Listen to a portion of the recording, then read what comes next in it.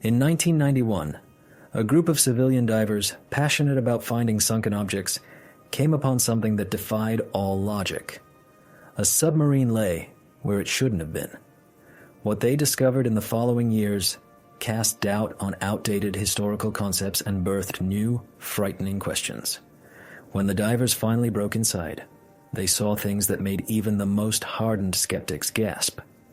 This is the true story of U-869A, sunken German U-boat from the Second World War. Its journey began as a riddle on the ocean floor. That day, in the dark, turbulent waters of the Atlantic during World War II, death could arrive without warning, without mercy. The Wehrmacht's submarines, known as U-boats, glided silently beneath the surface of the sea, much like predators. They waited patiently to strike. Their torpedoes destroyed Allied convoys with terrifying precision. For Hitler, these submarines were a chief weapon of terror on the sea. They tore through vital supply routes, leaving behind trails of crippled ships and black fuel slicks. Of the hundreds of U-boats Nazi Germany constructed during the war, most were sunk, some were captured, and a few simply vanished without a trace. One of the most mysterious was still 869, launched in 1943. U-869 was a Type 7C boat, one of the largest long-range submarines built by the German Navy. Its length was nearly 75 meters, and its armament included 6 torpedo tubes. The main objective of U-869 was to cross the Atlantic and attack enemy ships far from European shores, where the Allies felt relatively safe. Its mission was simply to disrupt communications, destroy, and vanish, leaving not a single trace. The commander of U-869 was Oberleutnant zur See Helmut Herglotz, an experienced surface officer, seasoned in battles at sea. By the end of 1944, when the war for Germany was already heading toward collapse, U-869 set off on its first combat operation.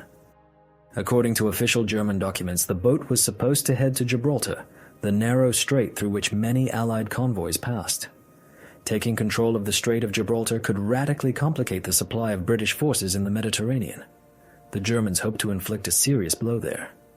However, chaos reigned in the German High Command in the second half of 1944, errors in transmitting orders, contradictory directives, a collapsing chain of command. Many historians believe that under such circumstances, the U-869 mission could have changed right in the middle of its transit to the line of fire. On February 11, 1945, an American destroyer and a United States Coast Guard cutter reported attacking and sinking an unidentified German submarine near Gibraltar.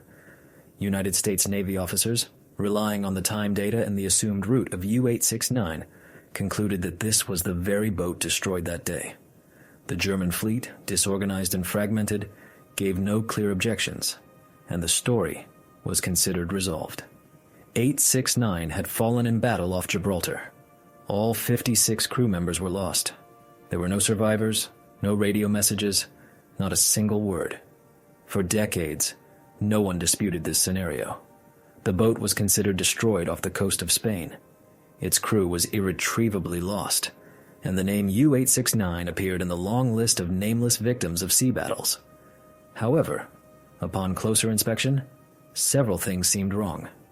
First, there were no confirmed photographs or sonar images of a submarine wreck off Gibraltar with parameters matching U-869.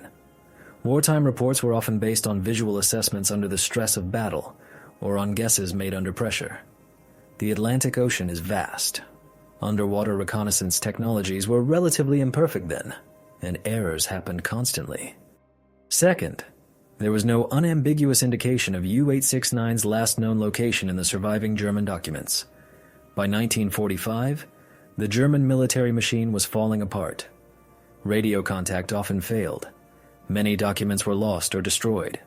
The few records that were preserved were often incomplete and ambiguous.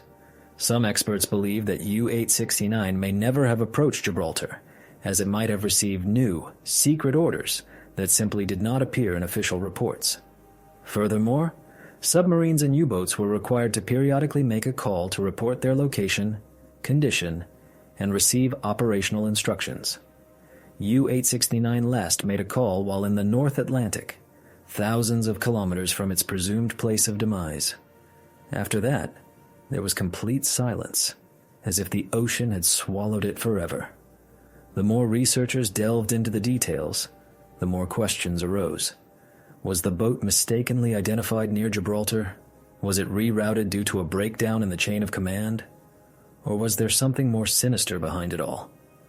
U-869 remained an unsolved mystery for over 40 years. It rested somewhere in the waters of the Atlantic, hidden by contradictory reports and faded memories. The families of the crew didn't know where to visit the grave of their loved ones. There were no remnants to honor their memory-only names on a memorial, and war chronicles that didn't quite align. Military historians, relying on Allied reports, insisted the case was closed.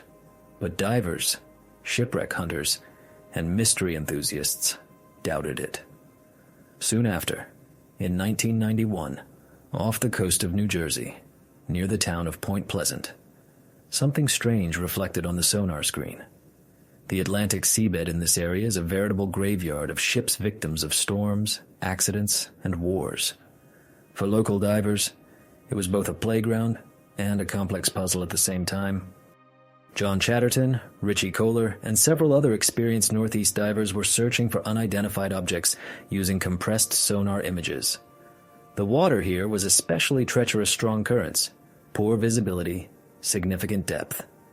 With every dive, they risked nitrogen narcosis, oxygen toxicity, and decompression sickness. They always kept in mind that the round trip could be their last.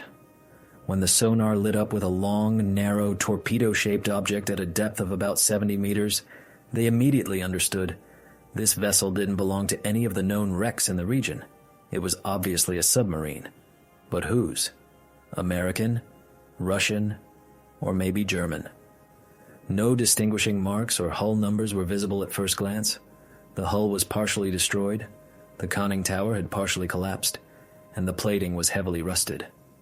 They called their find the U-Who until they could figure out the details. Each of their dives became a real test using trimix, a triple gas mixture, cautious depressurization, the risk of losing consciousness in the darkness. But each return to the surface brought new finds. Inside the plating, they found German instruments, where the scales and inscriptions were metric. This was clear evidence of German origin. Tubes, valves, equipment elements, details that unequivocally pointed to a Reich submarine.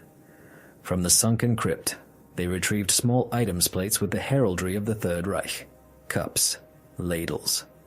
The sign of the Kaiser's eagle was faintly visible on some of them. Curiosity grew into obsession. The team decided to return for new evidence. The point of no return came when the divers discovered a table knife engraved with the surname Hornberg. This wasn't a model number, but a person's actual name. Cross-referencing it with naval archives, they found that such a person, cabin guard Georg Hornberg, did serve on U-869.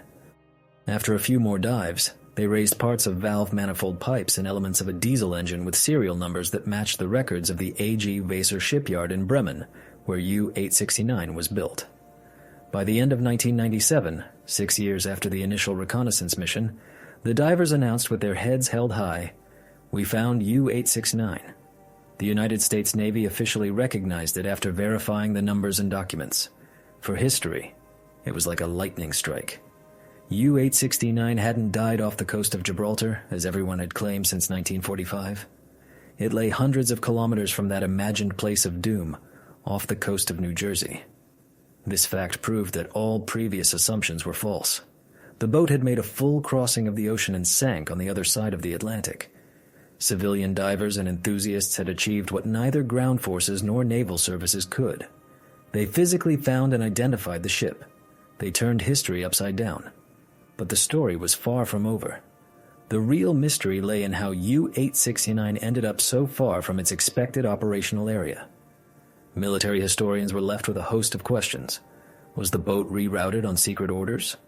Was it tasked with landing agents or materials on United States territory? Why did communication break off thousands of kilometers from the presumed target? All the archives on the German side were riddled with holes, which led to even more speculation and theories. What once seemed a clear-cut case, the radio went silent. The boat sank, turned into a complex knot of mysteries that scholars would unravel for a long time. Even after determining that U-869 lay off New Jersey, the question remained, why was it here? What exactly caused its demise? With the final retrieval and inspection of the hull, two main versions immediately arose, igniting heated debates that haven't subsided to this day. 2 theories of destruction. The first, the boat was destroyed by its own torpedo. In the Second World War, German torpedoes, though considered powerful weapons, had problems with their guidance system. There were cases where, due to a faulty gyroscope or a steering gear defect, a torpedo would go into a circular trajectory and, after completing a full circle, return to its launch point. Such looping torpedoes had more than once caused the deaths of the very submariners who fired them. Proponents of this theory believe that U-869 was lost precisely because of one of these stray torpedoes. Perhaps during an attack or even a training launch, the torpedo circled, went out of control, and detonated near the sides of its own boat, causing critical damage. Extensive internal damage was found on the hull, as if from an explosion from within collapsed bulkheads' twisted panels. This suggested that the shock wave went inward, not just from the outside, but from very close range. Although there were also signs of external impact, characteristic of a strong shock wave perhaps, from depth charges. However, the internal blast made a more powerful impression. At the same time, no records of a combat shot that could have led to a looping torpedo were found. Neither German nor Allied archives mention U-869 engaging in combat shortly before its sinking. No recorded hits on enemy ships, no flashes on the horizon that might have triggered a launch. Some researchers believe that if the submarine was conducting an exercise, its crew might not have immediately known about the torpedo's trajectory deviation. It could have approached dangerously close before they had time to react. A powerful explosion in the bow section and close to the hull could have literally crushed the internal compartments, which the wreckage inside confirmed. However, the looping torpedo theory is far from indisputable. First, it required a torpedo to have been launched. Why would a submarine, in such a position, fire a torpedo in a peaceful area with no enemy contact? Second, under such circumstances, the crew should have at least attempted an emergency surfacing or sent a distress signal. Yet, no traces of emergency markers or unreleased torpedo warheads were found. It seems the boat sank instantly, as if the explosion struck it suddenly, even before the crew had time to realize what was happening. The second version states that U-869 was destroyed by the American destroyer USS Howard and the escort destroyer USS Menges. According to these records, on February 11, 1945, these ships detected a submerged vessel in an area considered close to British and American operations off the coast of Europe and attacked it with depth charges. After the war, this engagement was recorded as the sinking of an unidentified German submarine assumed to be 869. Even after the wreck was discovered in New Jersey, the American military insisted that their depth charges caused U-869's demise, emphasizing that the boat could only have finally gone down from a strike from above. However, there were many doubts here too. If U-869 was indeed operating in the Western Atlantic, why had no one noticed its movement thousands of kilometers from the presumed area until that moment? Moreover, the coordinates listed in the USS Howard and USS Menges files did not match the exact location where the boat lay off New Jersey. The distance was about dozens of kilometers too much to attribute to navigation errors. At the same time, the submarine's hull did not show the characteristic fragmentation associated with a depth charge explosion. A few bent external bulkheads, but not the massive dispersal of the hull usually observed when a depth charge detonated in close proximity beneath the hull. Instead, certain sections of the hull were pushed inward, which is most often associated with an internal, not an external, explosion. Several of U-869's torpedo tubes were found tightly closed. If the boat had been engaged in battle, it would be logical for at least 1 or 2 torpedoes to have been fired. Even if the crew was dumping ballast for a counterattack and firing torpedoes in a panic, there would surely be something left in the compartments to suggest combat use. But the tubes seemed unopened, and their breach mechanisms reliably sealed. This suggested that the boat didn't have time to open fire. Perhaps it was unaware of the threat that suddenly struck. When academics studied external evidence, they found stories of strange flashes on the horizon, of hydrophone sounds, but none of this evidence seemed clear. It was as if U-869 disappeared from radar and sonar before enemies even noticed it. Or maybe the opponents simply confused the attack coordinates, or mistook another boat that might have been in the area for 869. Neither scenario was entirely satisfactory. The damage found inside the hull suggested a very localized explosion, almost like a torpedo detonating by mistake, while the external signs suggested a depth charge. There were also compromise theories. The boat might have been attacked by a depth charge, and then an internal explosion of an unknown type of torpedo completed the destruction. But such theories seemed too fantastical when discussing the coordination of German and American command in the last months of the war. A darker possibility. Some historians and researchers put forward even more troubling assumptions. Perhaps U-869 was not originally headed for Gibraltar, but for another secret mission. Maybe its crew was supposed to land agents or a sabotage group on the east coast of the United States. The silence of the official structures at that time was explained by the fact that if this version was correct, all documents regarding the voyage were destroyed or concealed so as not to reveal the Reich's intelligence methods and secret plans. From this perspective, the boat deliberately concealed its location, and the lack of a whereabouts in reports was explained by intentional misinformation.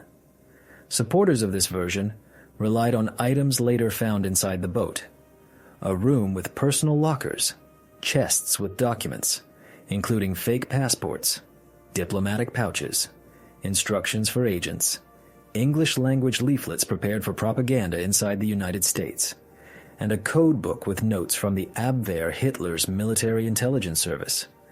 These findings suggested that U-869 might have been part of a clandestine operation. However, this version also raised many questions. How could a submarine cross the Atlantic in one go, evade all Allied tracking systems, penetrate so close to the New Jersey coast, and no one notice? Even in the chaos of the final months of the war, the Allies were desperately searching for German boats, intensively patrolling and bombing possible approaches. Furthermore, the internal logistics of the German Navy were already extremely difficult. A shortage of fuel, communication failures, destroyed bases and shipyards. Where would they get the fuel supplies for such a mission? How would they ensure the boat's repair and modernization amid constant bombings and a lack of spare parts? Too many issues to consider this version fully credible, but ignoring the finds was impossible. In the end, after long debates, historians agreed that 869's sinking would remain a cold case, a case without a single, universally approved answer. Yet, one thought continued to haunt those who touched this investigation. A submarine that had traveled thousands of nautical miles had reached the American coast fully armed, as if demonstrating that the Third Reich was still putting down roots far beyond Europe. Even after the main investigation concluded, new details emerged. By the end of 2024, almost 30 years after official recognition by the United States Navy, a team of divers had the opportunity to make one last expedition to the submarine. State-of-the-art equipment, improved decompression schedules, high-resolution cameras, more reliable sonar. All this allowed them to touch the secrets of U-869 again, but with much greater accuracy. The divers broke into compartments whose access was previously considered impossible. Compartments where high pressure and corrosion had almost completely sealed the hatches for years on the bottom. In one of these isolated compartments, they found a true time capsule preserved in the water. Frozen in layers of silty sand, but almost untouched, lay the sailors' personal lockers and chests. Many of them were still tightly closed, as if the crew intended to return soon. Inside lay ordinary everyday items, canned goods, cloth bundles of clothing, lists of those on board, journals. This could have been just a tribute to memory. But among this debris were items that made even the most steadfast researchers' hearts pound. The first thing that caught the eye was a ceremonial dagger belonging to a propaganda officer. Its blade had an exquisitely engraved design and a motto characteristic of elite military units of the Third Reich. Nearby lay a sealed, waterproof chest containing a dress uniform of a Kriegsmarine officer, with the Reich eagle attached, and a bright red armband with a swastika. All of this was so well preserved that it seemed as if these items had only been brought aboard yesterday, not almost 8 decades ago. But the heaviest finds lay deeper. Beneath several layers, wrapped so tightly that the fabric hardly allowed water or sight to penetrate, a cardboard box with Nazi symbolism was discovered. Inside were leaflets in English, neatly and with military precision arranged by the military. These were propaganda materials designed to sow doubt within American society. Leaflets with slogans calling for protests, texts urging resistance to authorities, aimed at undermining morale. Even more shocking was a code notepad, which contained pages with cipher tables marked Abwehr, the Third Reich's Secret Service. These notes obviously related to plans for exchanging messages between agents and the Nazi command. Upon discovering this, American intelligence immediately took all the contents, carefully packed the signs, and transported them ashore under heavy guard. The question of whether there were people on board who were going to land, or whether they were supposed to drop these materials in a specially designated location, remains. The case remained unresolved. The official position of the United States Navy was not to disclose details, seeking to avoid fueling a new wave of speculation. News of the finding of propaganda flyers and code books reached only a narrow circle of historians and intelligence specialists. Few of them ever came face to face with what had been recovered from the depths. Insider reports suggest this very discovery prompted a thorough re-examination of all existing hypotheses about the purpose of U-869. Another circumstance adds tragedy to the entire narrative: the fate of those who might have been saved. One crew member of U-869 fell ill just as the submarine prepared for its combat patrol. When the team was formed and assigned to the board, among the 56 men should have been a sailor named Herbert Geschkowski. But a few days before sailing, Herbert was laid low by a severe flare-up of chronic lung inflammation. Officers reviewed the medical records and decided to replace him with another sailor, who was healthy and ready for service. Herbert remained in Bremen. He believed his comrades had no chance of survival. According to all records, U-869 sank near Gibraltar, and no one survived. Broken by grief, he lived a long life in Germany. He regularly visited his father's grave. His father had fought in Africa. He suffered from a sense of guilt toward his lost friends. Only in early 1992, when divers began identifying the finds, did they cautiously start searching for the crew's relatives. Soon, their search led them to Herbert. He was a 48-year-old former sailor who for many years had believed his team perished off the coast of Spain. The divers sent him black and white photographs of the discovered items, that very knife engraved with the name Hornberg, engine parts, with serial numbers found in the hold. At first, Herbert refused to believe it. What he saw contradicted everything he had believed for more than 40 years. Nevertheless, a detailed comparison with personal photographs from his albums, which showed him with his shipmates during U-869's final preparation, provided irrefutable confirmation. He made a call to fellow researchers. He spoke with Richie Kohler and John Chatterton. He shared his memories of the last training session before the departure. Supporters of the lost contact in 1945 theory emphasized that Herbert learned about everything too late. He never got to know the secret of the hidden compartment containing documents and items. Such objects could have completely overturned the understanding of known operations. He died in 2005, never learning about the ceremonial dagger. He did not know about the uniform of the propaganda officer or the code book found by the divers on the ocean floor. Perhaps it would have been difficult for him to grasp that he only stayed alive because illness excluded him from a secret voyage. If the submarine was indeed carrying agents or information vital to the Third Reich to New Seattle, as the eastern coastline was called, Herbert might have been one of the lucky ones who escaped that fatal darkness. An outside look at the fate of U-869 provides reason to reflect on how fragile the thread of history can be. One error in reports, one failure in the chain of command, one fault in the navigation system could have caused these 56 people to end up at the bottom of the Atlantic far from their supposed area of operation. One more failure, and the story could have been lost forever, like hundreds of other sunken boats for which no evidence remains. Today, standing near the underwater wreckage of U-869, diving into the cold water, where every drop seems filled with ghosts of the past, one can feel how the dry figures of military archives acquire flesh and blood. Every item inside the wreck is evidence that on this boat people lived, loved, dreamed, and were afraid. To cast a glance at the rusted valves, whose pedals were once stepped on to start the engine, means touching the fates of those who were ready to give their lives for ideals spoken of with bitterness today. In the swirl of war rules and maneuvers, in the vortex of top-secret operations and counter-operations, 869 found herself on the edge where the world ceased to matter. Her story is not just a tale of how a German submarine sank off New Jersey. It is a story of how a thin layer of time and incomplete archives can create the illusion of a truth that turns out to be a lie, and how the curiosity of a small team of civilian divers can shed light on the dark corners of history, forcing everyone to wonder what else may lie hidden in the depths. When you listen to this account, remember not only the cold metal, rust, and teeth of battered fragments. Remember those who for a second stopped counting days and nights to cross the ocean and carry out an order, and those who, perhaps, met something indescribable under the water. Hostile fortifications, storms, the enemy's nagging search vessels, and then could not return. And remember that even now, more than 70 years after the end of the war, as we still learn new facts, the story of U-869 continues to be breathtaking. The silence is only a distant echo of the sounds of the sea.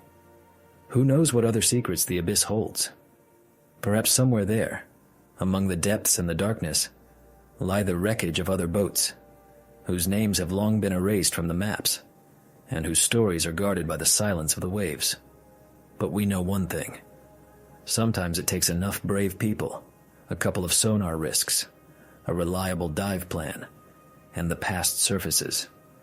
Then we understand that not everything written in the books is the final truth. When the silent U-869 opened her doors after almost half a century, she conveyed something more than rust and wreckage to humanity. She provided a lesson about the importance of critically evaluating official data. She showed that a random discovery, be it a recorded radiogram or a metal knife with a sailor's surname, can change the course of history. It can bring entire lives back from oblivion. It can force us to search again and again for answers where everything seemed already decided.